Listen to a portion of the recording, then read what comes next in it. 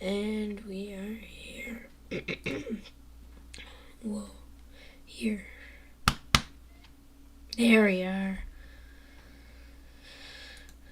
It is loaded. So, from the title you can... Jeez, sorry, I kind of lost my voice because I was screaming a lot because there's a basketball game at my school and I was screaming a lot. And then I forgot what happened else today, but I was screaming a lot. So, my voice is like gone.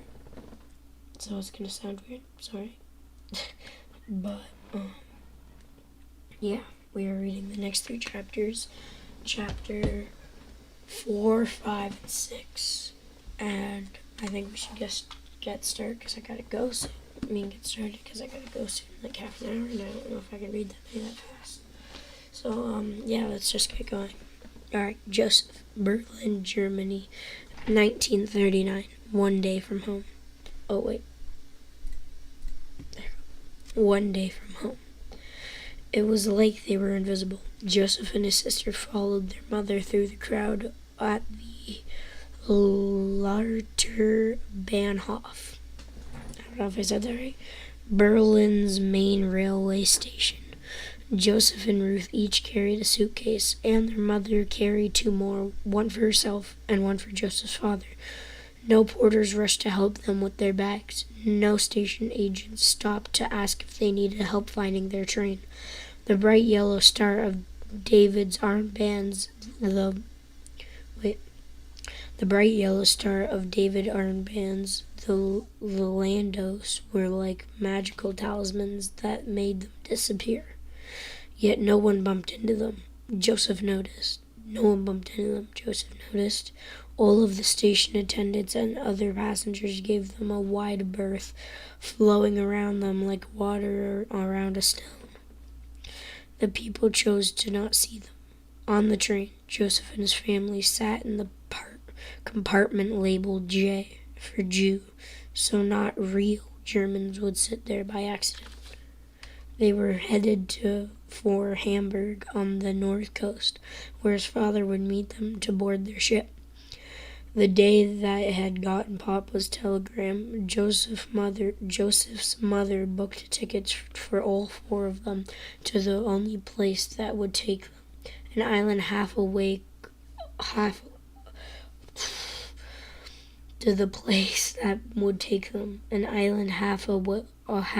away called Cuba, which is where, like, the other people, Isabel, or whatever her face was, is. Ever since the Nazis had taken over 6 years ago, Jews were fleeing to Germany.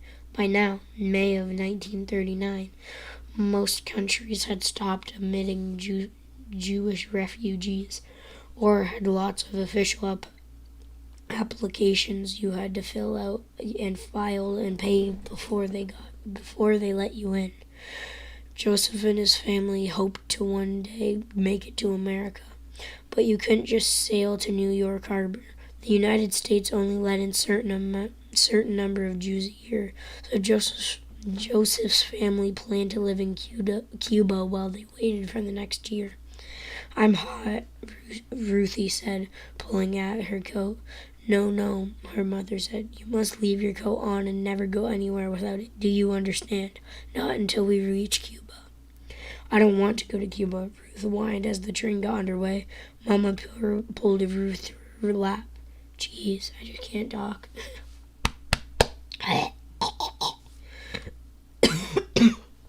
Oh, that kind of helped. I know, dear, but we have to go so all of us will be safe. It will be an adventure. Ruthie would have started kindergarten that year if Jews were allowed to go to school. She had bright eyes, wild brown hair cut, and a bob and just parted to the side. I don't know what that means. And a little gap between her 2 front teeth that made her look like a chipmunk. She wore a dark blue wool dress with a white sailor's collar and carried her white Condoré stuffed rabbit, Bitsy, everywhere she went. Ruthie had been born the year Adolf Hitler was elected Chancellor of Germany. She'd never known any other life except this one, but Joseph remembered how it used to be back when people saw them, back when there were Germans. They had gotten up early, and it had been a stressful day, and soon Ruthie was asleep in Mama's lap, and Mama dozed off with her. As he watched them sleep, Joseph wondered if anyone else would really be able to tell they were Jews, and if they weren't Jews in the Jewish compartment, wearing armbands with the Star of David on them. Okay, wait. I might burp. Okay, I might burp during the reading. Joseph remembered a time in class, back when he was allowed to go to school. His teacher, Hermier, I think, had called him to the front of the room. At first, Joseph thought the teacher was going to ask him to do a math problem on the board. Instead, Hermier lowered a screen with the faces and profiles of Jewish men and women on it, and proceeded to use Joseph as an example on how to tell a real German from a Jew. He turned Joseph this way and pointing at that. He turned Joseph this way and that, pointing out his curve of his nose, the slant of his chin. Joseph felt the heat of the embarrassment all over again, the humiliation of being talked about like he was an animal, a specimen, something subhuman. Without these stupid armbands, without the letter J stamped to his passport, would anyone know he was Jewish? Joseph decided to find out.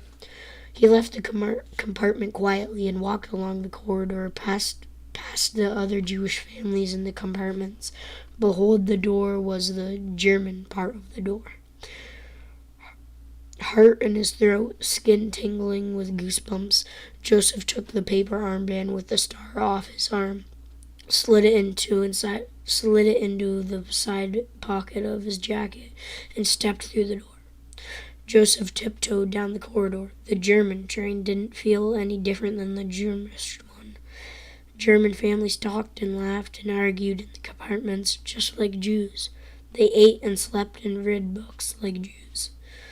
Joseph caught his reflection in one of the windows. Straight brown hair slicked back from his pale white forehead. Brown eyes behind wire-frame glass that sat a short nose. Ears that stuck out maybe a little bit too far. He was about average height for his age, and he wore a gray double-breasted pinstripe jacket.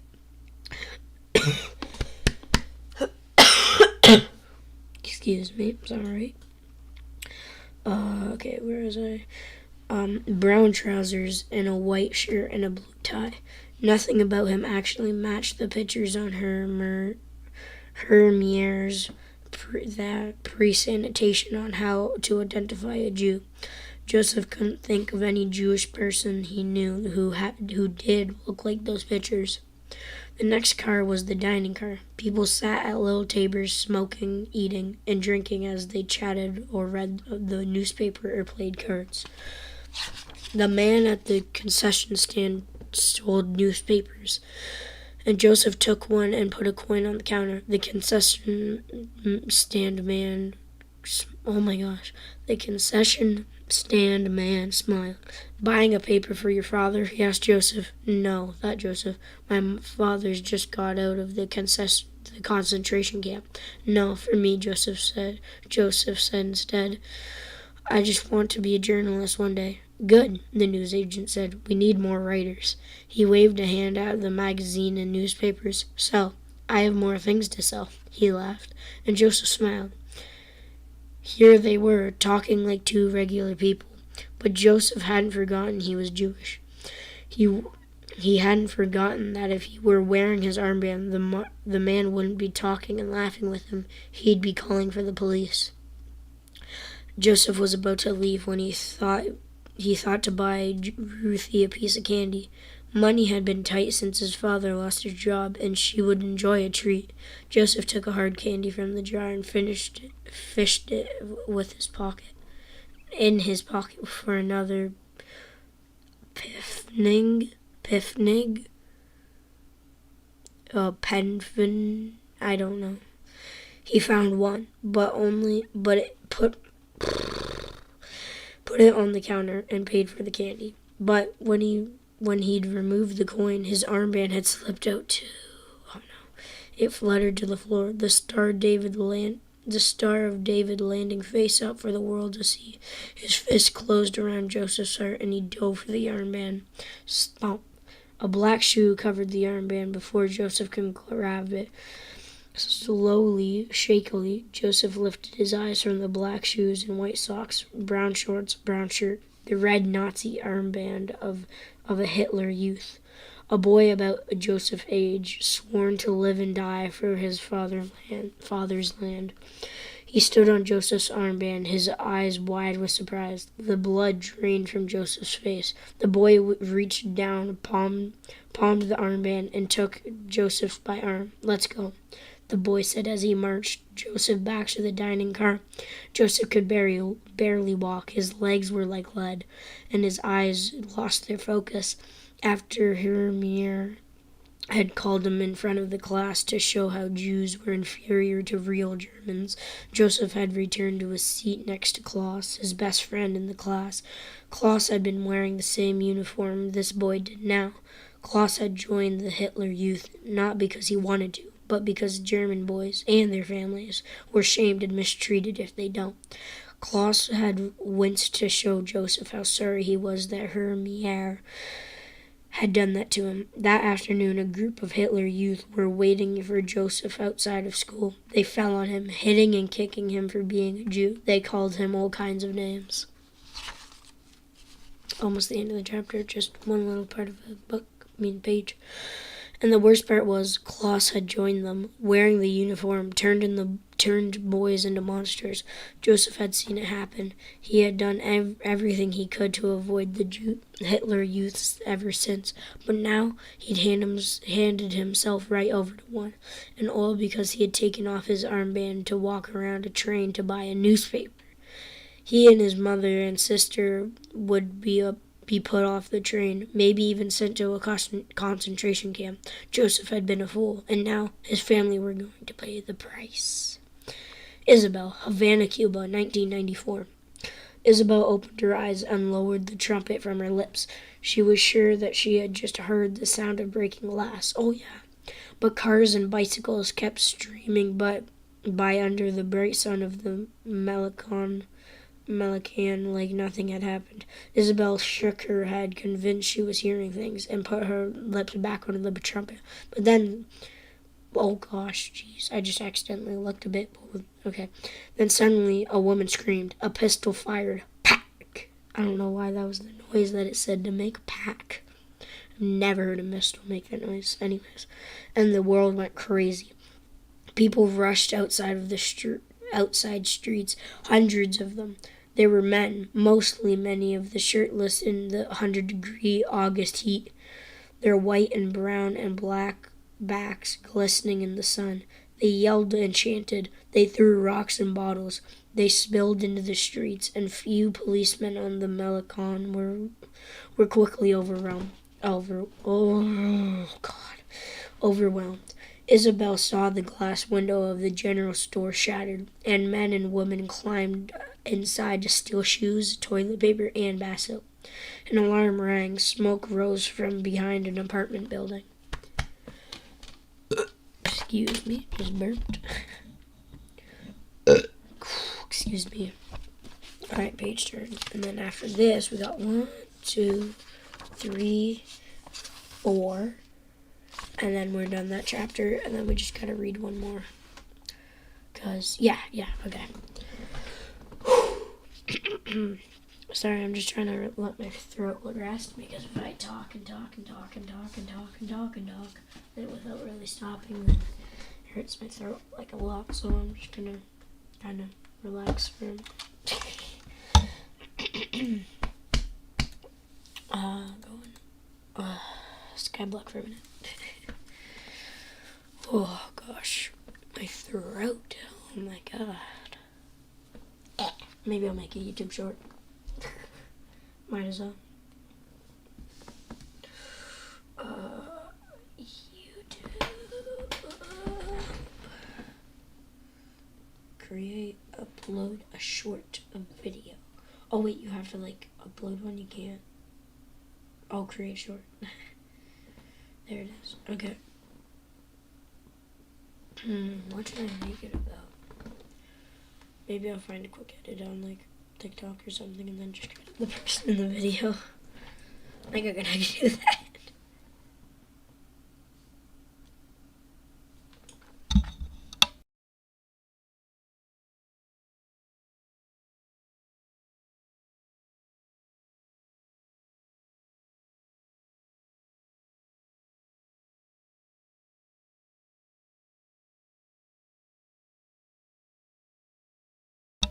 Alright, sorry. Okay. There we go. Alright. What's it gonna do? It's there we go, top. Good edits.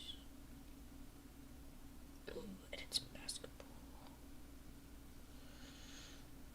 What is this?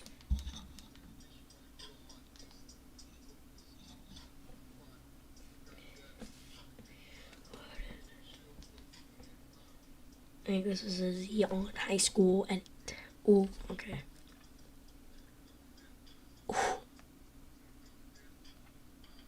Ooh. I'm gonna upload that.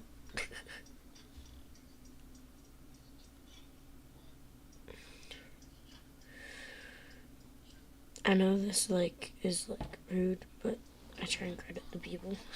And like these edits are so cool. How am I supposed to know it?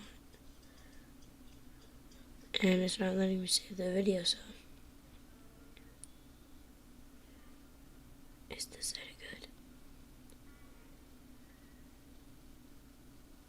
So far, yeah. Give this one save. Let's see save. Ooh, it's a good shot.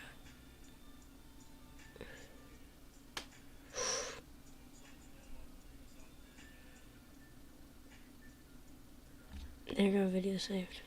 Now I go to YouTube. Loading, loading, loading. Okay, go here, go with that video. Oh, shoot. Wait, it's a 2-minute long video.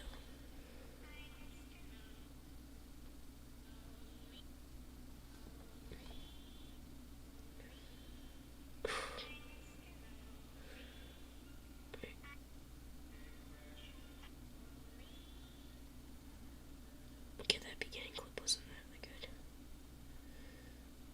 And it was really long.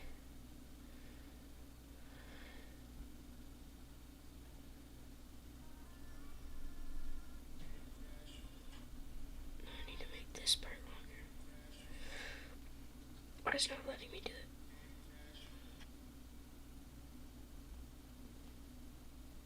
There.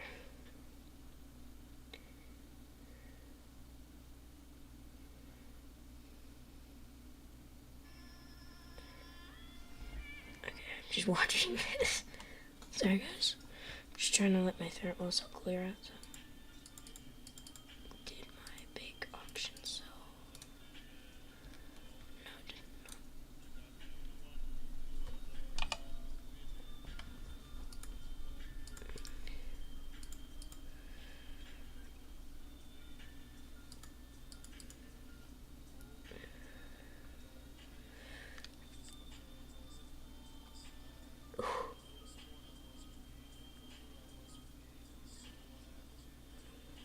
I didn't know the Nets jersey used to look like that.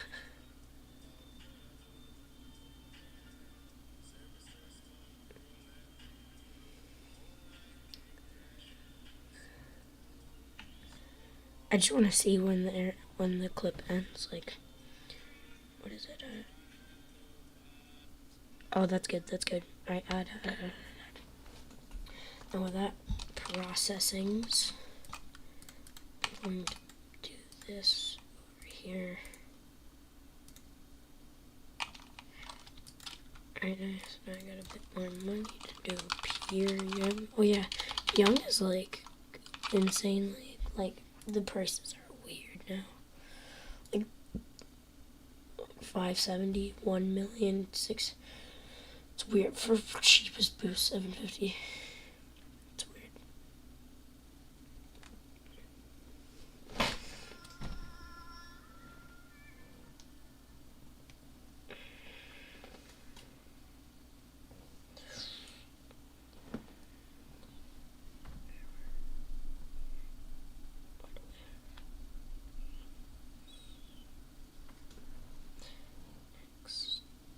Add details, captain, or short.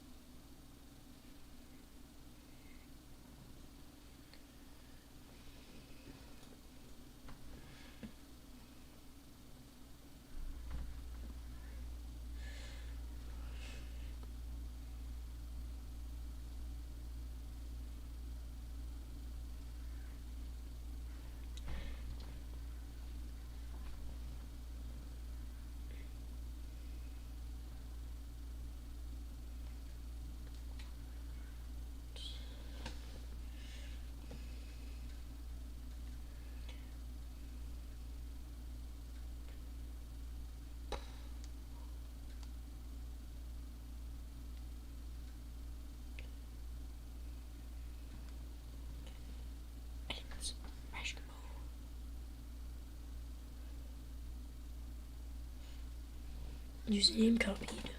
Nice. Go back. Oh, I have to re-put in all of that. Okay, whatever.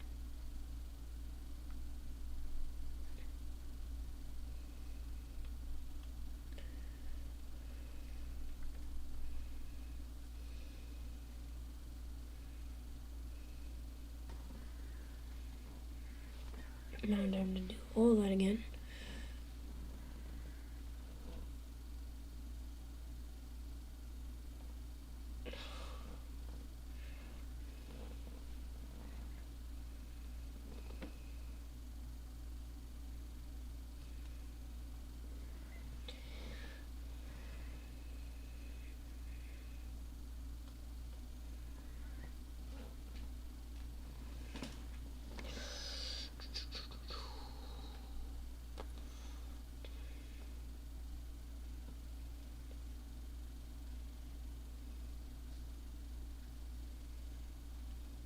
Upload short. Oh, visibility private. Shoot. Didn't mean to do that. Alright. Library. One of your videos uploading. Okay, and then after it uploads, I need to make it private. Edit. Visibility public. Alright, and then after this uploads and I change it, then I'll continue reading.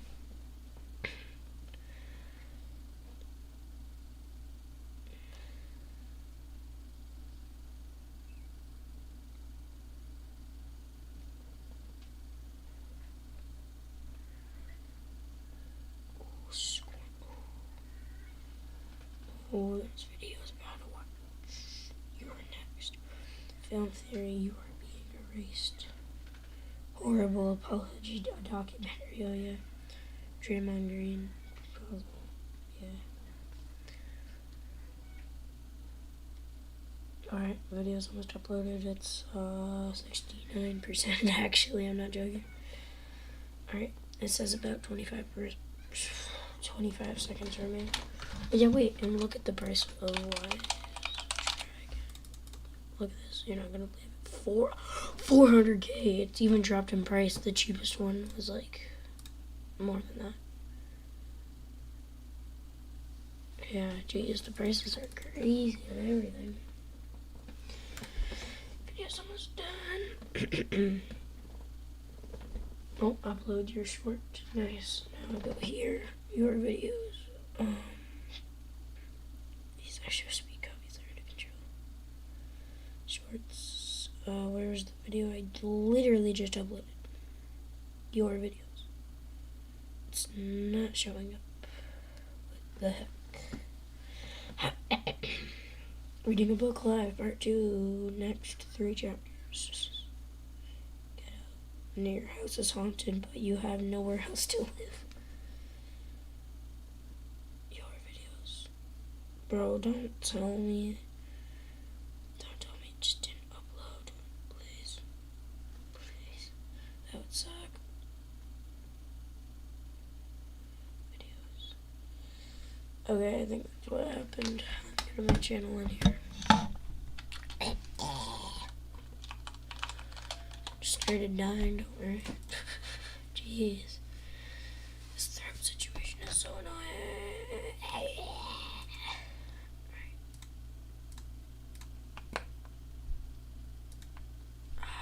crap. And I did all of that to upload that short, and it didn't even upload. Wow.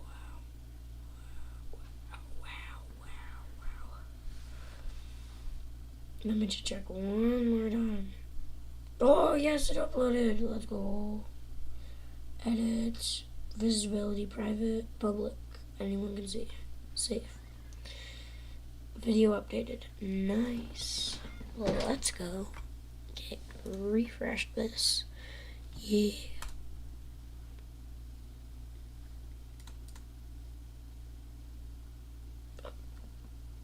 Oh, did I seriously upload it with no sound? I think I actually just did that. Bro, you're joking. Wait, are my headphones off? Yep, they are. Okay. Glad I didn't do that. That would have kind of sucked. Alright, go back here and mute stream and say, oh. Alright, hi, episode 2 is being worked on, and I was wondering if I can show you a sneak peek in a couple minutes. Yeah, I just gotta read my chapters like really bad. I'm sorry, it's really important, because if I don't get them done by tomorrow, my friend in my reading group is going to kill me. So, yeah. I'm just gonna scroll down here, because, yeah. I'm gonna just start on beating all games. Alright. So, yeah, Liam, you can show me in a little bit. Sorry I took so long to, see your thingamabob. Alright, I should probably get back to reading, and I'm almost done. I'm, 4 pages away from finishing my second chapter, and then I got one more, and then you can show me if I don't have to go. Alright. Havana was riding, and her father and grandfather were somewhere right in the middle of it. Some people fled to the chaos, but more people raced towards it. All fled from the chaos, but more raced towards it, and Isabel ran with them. Car horns beeped, bicycles swung around and pedaled back. People were as thick on the ground as sugar cane. Isabel weaved in and out of them, her trumpet tucked underneath one arm, looking for Poppy and Lito. Freedom, freedom, chanted some of the rioters. It's fine, take it. Chanted some of the rioters. Castro out, enough is enough. Isabel couldn't believe what she was hearing. People caught criticizing Fidel Castro were thrown into jail and never heard from again. But now the streets were full of people yelling, "Down with the Fidel! Down with the Fidel!" Poppy, Isabel cried, "Lido!" What was that? I'm just trying to read a book on the stream. What the heck was that? Okay, whatever. Her grandfather's name was Mariano. There we go. But Isabel called him Lito, short for Abuelito. Grandpa. Rifles boomed, and Isabel ducked. More police were arriving by motorcycle and military truck, and the protests were turning bloody. The rioters and police traded rocks and bullets, and a man with a bloody head staggered past Isabel.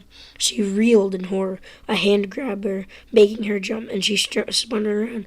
"Lito!" She threw herself into grandfather's arms. "Thank God you're safe," he told her. "Where's Poppy?" she asked. "I don't know. We weren't together when it started," her grandfather said. Isabel thrust her trumpet into her arm. "I have to find him." There we go. "I have to find him." Chapella, her grandfather cried. He used to be her childhood nickname, like he always did. "No, wait." I keep pausing, and oh my gosh. "No, wait." Isabel ignored him. She had to find her father. If he was caught up again by the police, he'd be sent back to prison, and this time they might not let him out. Isabel dodged through the crowds, trying to stay away from where the police had formed a line. "Poppy," she cried, "Poppy." But she was too short, and there were too many people. High above her, Isabel saw people climbing out onto a big electric sign hanging from the side of the tourist hotel, and it gave her an idea. She worked her way to one of the cars stuck in the riot, and an old American Chevy with chrome tail fins, still around from before the revolution in the 1950s. She climbed up the bumper. Sorry. She climbed up the bumper onto the hood. The man began to steer and and honked his horn. He took the cigar out of his mouth and yelled at her. "Chapella," her grandfather cried. Wait.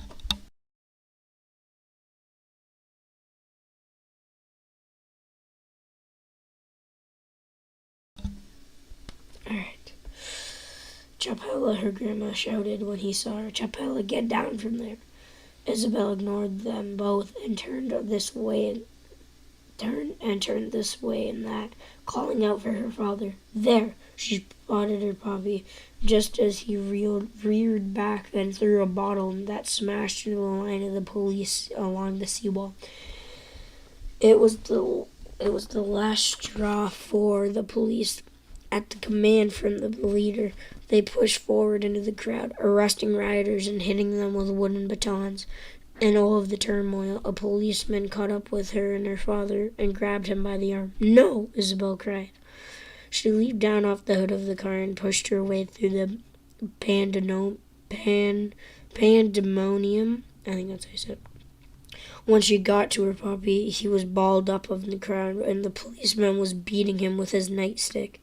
The police raised his truncheon to hit the father again, and Isabel jumped between them. "No, don't, please." "The police," she cried. The policeman's eyes flashed with anger and surprise, and then back to anger. He reared back again to hit Isabel, and she flinched, but the blow never came. Another policeman had caught his arm. Isabel blinked. She recognized the new policeman. He was Luis Castillo, Ivan's older brother. "What do you think you're doing?" the older policeman barked. Gosh, I just can't stop coughing. I feel like I'm gonna cough again. Alright. Luis pulled the angry policeman away, pausing just long enough to give Isabel a worried look over her shoulder. Luis didn't have to say anything, as her grandpa arrived and helped Isabel to get her father to his feet. She understood. Bobby had to leave Cuba tonight. Alright, Muhammad. Oh, Muhammad. I did Muhammad on the questions, because we get questions for every 3 chapters. Okay, this is the last chapter, so for right now. Oh, page 30, holy crap. Okay, wait. 1, 2, 3, 4. Okay, I got 4 more pages to read. 4 pages each chapter, that's pretty good. Anyways, Muhammad, Aleppo, Syria, 2015. The afternoon adhan from a nearby mosque echoed through the bombed-out streets of Aleppo. Okay, there we go, now I can see better. The melodious, ethereal voice of the muhaddin praising Allah, I think, and calling everyone to prayer. Muhammad had been doing his math homework at the kitchen table, but he automatically put his pencil down and went to the sink to wash up. The water wasn't working again, so he had to pour water over his hands using the plastic jugs his mother had hauled from the neighborhood well. Okay. Across the room, Wahid sat Waleed sat like a zombie in front of the television, watching a Teenage Mutant Ninja Turtles show cartoon. Yeah! Dubbed in Syrian Arabic. Let's go. Muhammad's mother came out of the bedroom where she'd been folding clothes and turned off the TV. "Time to pray, Waleed. Get washed up." Mahmud's mother, Fatima Bishara, held her pink iPhone in one hand and her free arm in her free arm she carried Muhammad's baby sister, Hannah. Fatima had long dark hair. She wore up dark hair she wore up on her head, and intense brown eyes. Today she was wearing her usual around the house attire, jeans and a pink nurse's shirt she had to wear to work. She'd quit the hospital when Hannah was born, but not before the war had begun. Not before coming home every day with horror stories about the people she'd helped to put back together. Not soldiers, regular people. Men with gunshot wounds, women with burns, children with missing limbs. She hadn't gone nearly catatonic with Waleed, but at some point he had gotten bad enough that she just stopped talking about it. When he finished washing up, Mahmud went to the corner of the living room that faced Mecca. He rolled out 2 mats, one for him and the other for Waleed. Their mother would pray by herself in the bedroom. Mahmud began without Waleed. He raised his hands to his ears and said, Allahu Akbar. God is the greatest. God is the greatest. Then he folded his hands over his stomach and said a brief prayer before reciting the first chapter of the Quran. Quran? Yeah, I think so. the mostly holy book in Islam. He bowed and praised Allah again 3 times, stood and praised Allah again, then got down on his hands and knees, put his head to the floor, praising Allah 3 times more. When he was finished, Mahmud sat back up on his knees and ended his prayers by turning his head right, and then left, recognizing the angles who recorded his good and bad deeds. The whole prayer took Muhammad about 17 minutes. While he'd been praying, Waleed joined him. Mahmud waited for his brother to finish, then roll up their mats. Didn't mean to skip. And went back to his homework. Waleed went back to watching cartoons.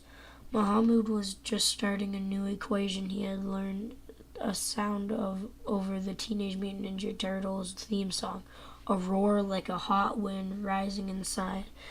In the second it took for a sound to grow from a breeze to a tornado. Muhammad dropped his pencil, put his hands to his ears, and threw himself under the kitchen table. But now he knew it was an incoming missile sound like shoo. The wall of his apartment exploded, blasting broken bits of concrete and glass through the room. The floor lurched up under Mahmud and threw him, and the table and chairs back against the wall of the kitchen. The world was a whirlwind of bricks and broken dishes, the table legs and heat. And Muhammad slammed into the cabinet. His breath left him all at once, and he fell to the floor with a heavy thud in a heap of metal mortar. Muhammad's ears rang with a high-pitched whine, like the TV when the satellite was searching for a signal above him. What was left of the ceiling threw sparks. Nothing else mattered in this point but air. Muhammad couldn't draw a breath. It was like someone was sitting on his chest. He thrashed in the rubble, panicking. He couldn't breathe. He flailed wildly in the debris, digging and scratching at the wreckage like he could somehow claw his way back to the place where where there was air. And then his lungs were working again, raking in great gulps. The air was full of dust, and it scratched and tore at his throat as it went down. But Muhammad had never tasted anything so sweet. His ears rang, but through the buzz he could hear more thuds than booms. It wasn't just his building that had been hit. He realized it was the whole neighborhood. Muhammad's head was hot and wet. He put his hand to it, and it came away with blood. His shoulder ached, and his chest was still seared with every hard, desperate breath. But the only thing that mattered now was getting to his mother, his sister, and his brother. Muhammad pulled himself out of the rubble and saw the building across the street in raw daylight. Like he was standing in mid-air beside it. He blinked, still dazed, and then he understood. The entire outside wall of Muhammad's apartment was gone. And that is it. Finally, only took me 41 minutes. But I mean, that's better. Last time it was like 2.5 hours, something like that. There are my 3 chapters. Done for the week. Now, oh shoot, I got a lot of tabs open. What the heck? I don't need that open. I need that open. Oh wait, I have like, there we go. There we go. Now I'm all done. Now I got like just these 2. Okay. Well, now I can shut this off, and I'm just gonna real quickly call Liam after my friend asked me a question. And now he's offline. Crap. Okay, whatever. Where is Liam? Where are you, Liam? Gold Gator. Yep, that's it. Oh, what's this? Oh, we already saw that. Alright, I'm calling him. Is he going to? Ah, he did answer. Hello. Hi.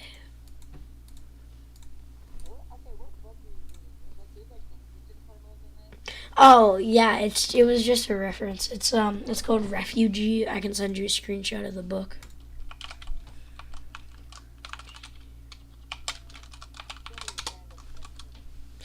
Yeah, I know what you mean. Okay, that's like the front of the book.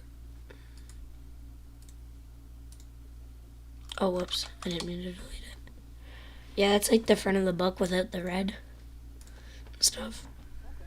Yeah, it's just it's about in World War II, the first 2 characters, not Muhammad, but the first 2 characters like Joseph and I think Isabel. I know Joseph is about in World War II, like the Nazis and stuff, and then it's basically all these refugee stories, like how with like the Isabel character, she it was like all the war stuff in Cuba, and then for Muhammad it was all the stuff in Syria, and which was 2015. It was only 7 years ago. Wow. Well, 8 years ago now, basically. But that's pretty cool. Well, not cool. Sorry, I just meant like how long ago it was.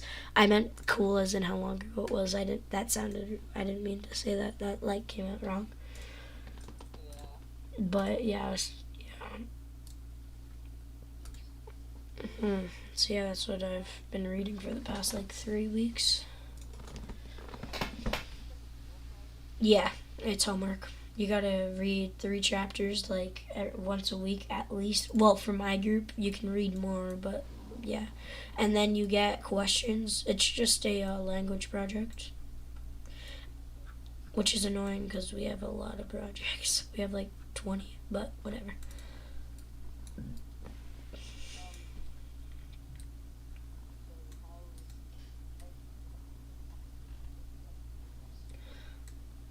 It's kind of sucking. I mean, like, obviously, I mean, like, life's never bad, but I mean, like, school is, like, so good, but it's, like, stressful just because there's a lot of stuff happening. Like, way too much. Like, yeah. Oh, I've just been yelling a lot, like, way too much, like, an unhealthy amount. Like a couple days ago, there was this basketball team with the girls, and we got to watch it. Actually, we never get to watch basketball games, but we got to watch it, and yeah, I was screaming as loud as I could. And earlier today, there was like this thing that I don't really want to mention because like it could like even mentioning it might get me demonetized, so I'm not gonna mention it. But it was like this presentation by the survivor of the thing I'm not gonna say because it might get me demonetized, and yeah, and she said like yell at the top of your lungs, blah blah blah blah blah, and like whatever she said, and then I did it, and I did it loud enough that it actually hurt my throat really bad. So yeah. So yeah, and obviously screaming at the top of your lungs like 2 days in a row isn't really the best for you. So now my throat like really hurts and like I can barely talk, and I might have an infected throat. So that's pretty cool. Yeah, yeah, cause yeah, like my throat might be infected. I know. Oh, wait. Oh, oh, yeah. And I just took a screenshot of it, and I'm showing it on stream. I'm using that as a thing. Oh wait, don't want to show that. Nothing. Anyways, I don't know.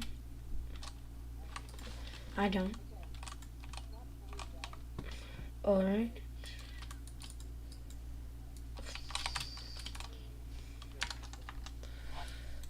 Or is it dun dun dun?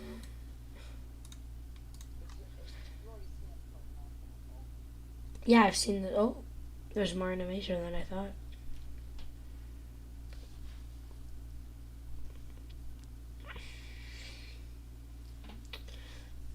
Oh. Oh. Okay. So you made it into like you made it into like a drama, like one of those like cringy like police movies. That's what you kind of made it into, but like with aliens and drugs and stuff like that. I only say drugs because of the memory thingy. Like that literally looked like he might have been like high or something. So, because he was like, yeah. Oh, that's what it's supposed to be. Okay, well, I'm so smart, I guess. I guess I'm just too smart for the show.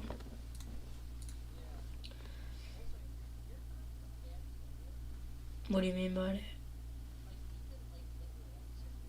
Who's Ethan? Who's Ethan? Don't think so. I don't know. There's a lot of Ethans. Oh yeah, that could. You could have specified. You could have said Talkid. I. Well, yeah, you said that like 7 minutes after.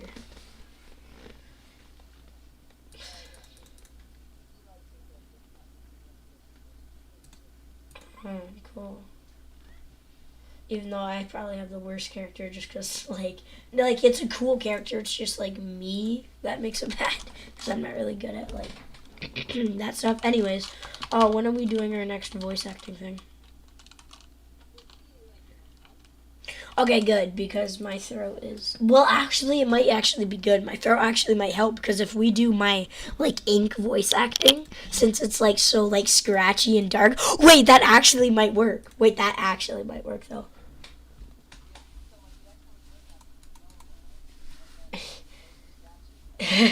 Or we just voice act a little bit early. Oh, well then hurry up. I do, but still.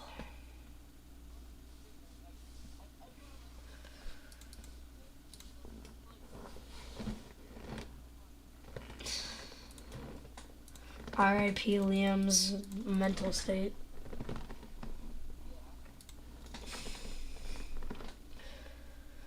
Anyways, I don't know what I was gonna say.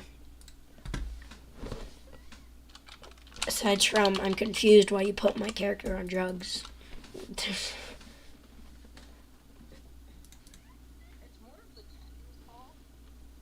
What do you mean the actor's fault? What did I do to make myself the doctor? Oh, okay. Don't say anything else because then you'll just spoil it. Thank you.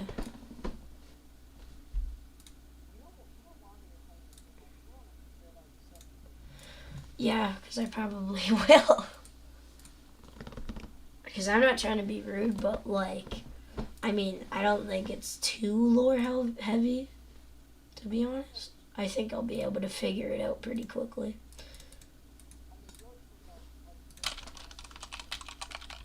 Without even being told it, so.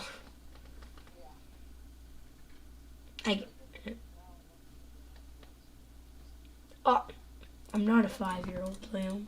I might act like it a lot, but I'm not. I promise. Well, I don't know if I can promise. Maybe I am 5 years old, but now I'm in a grade 7 classroom with a whole bunch of 12 and 13-year-olds. So I don't know.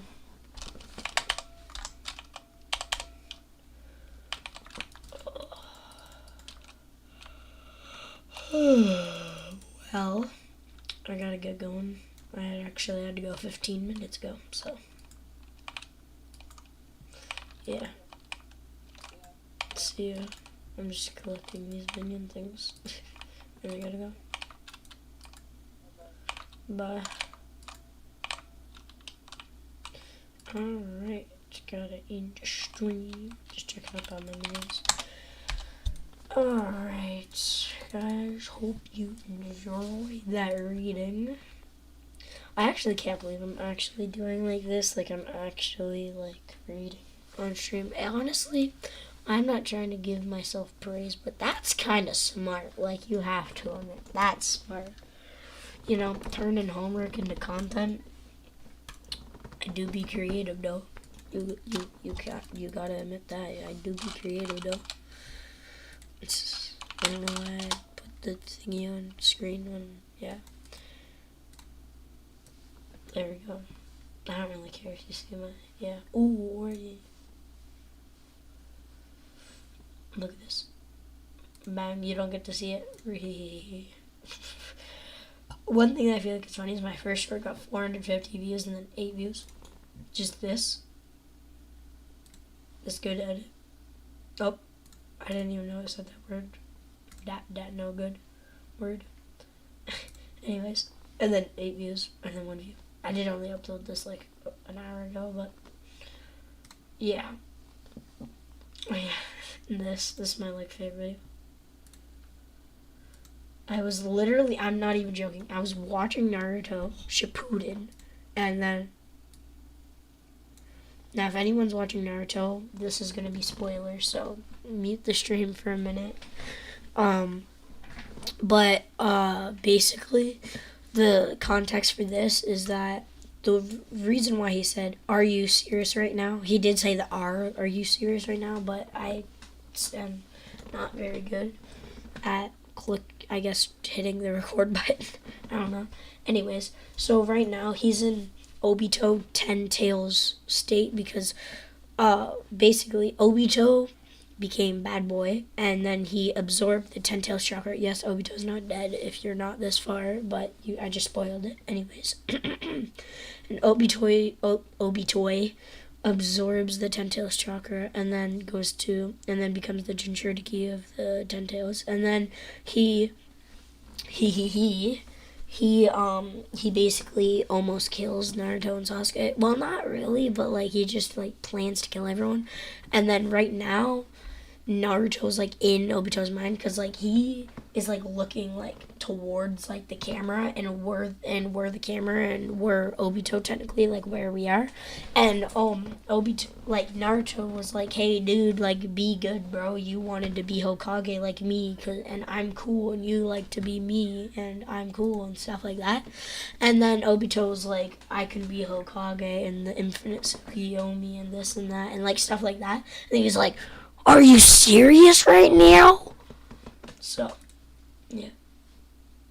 And then I was like, I got a clip that and put it in a video. And also, oh yeah, Twitch name is different. If you click on that, you go to my Twitch. Now, I don't really stream on here, like, ever. But if you guys go get me to 20 followers, I'll start streaming a lot more. If you guys even want me to. If you guys don't want me to, then obviously I won't. But if you guys do want me to, then I will do that, because I'm better at streaming than I am at making videos. As you can see, I streamed once, because that doesn't really count. I streamed, made a short basically, and then streamed again. So, and then I made this video 2 weeks ago, and it was an actual 10-minute video.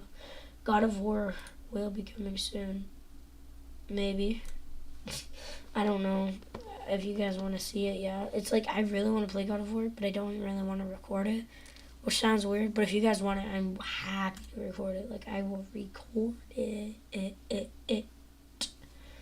But yeah. Anyways, hope you guys enjoyed the stream. I gotta go to bed, and yeah.